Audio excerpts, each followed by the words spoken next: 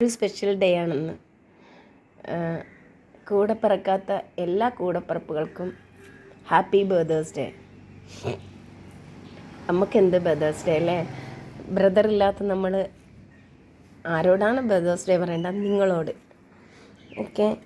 ചില മനുഷ്യരുണ്ട് കേട്ടോ, ആങ്ങളമാരോട് പറഞ്ഞെന്നും പറഞ്ഞിട്ട് വേറുള്ളവരെ വേദനിപ്പിക്കുക, എന്തെങ്കിലുമൊക്കെ പറയുക.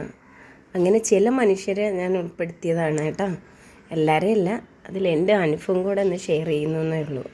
എന്നോട് പറഞ്ഞിട്ടുണ്ട് കേട്ടോ, ആങ്ങളമാരെ കൂടെ പിറക്കണം. അതെനിക്ക് ഇപ്പോഴും കേൾക്കുമ്പോഴും ഒരു വിഷമമുണ്ട് അല്പം. എന്തിനാണ് അങ്ങനെയെന്ന് എനിക്കറിയില്ല. ചിലപ്പോൾ ചിന്തിക്കും,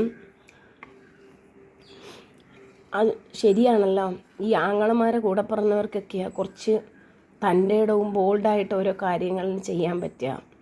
അവർ ഭയങ്കര സ്മാർട്ടായിട്ടായിരിക്കും ഒരു കാര്യങ്ങൾ ഡീൽ ചെയ്യുക, കുറച്ച് ധൈര്യത്തോടായിരിക്കാം അവരുടെ മൊത്തത്തിലുള്ള ഒരു സ്വഭാവ രീതികളും എന്തും. പക്ഷേ ഈ ആങ്ങളമാരില്ലാത്ത ചിലരൊക്കെ കുറച്ച് ഷൈ ആയിപ്പോൾ, എന്തെങ്കിലും ചെയ്താൽ തെറ്റാവുമോ, ചെയ്തു പോയാൽ എന്താവും, പേടിയാവും, അങ്ങനെയൊക്കെയുള്ള ചിലർക്കൊക്കെ കേട്ടോ, അങ്ങനെയൊക്കെയുള്ളൊരു സന്ദർഭം പോയിട്ടുണ്ട്.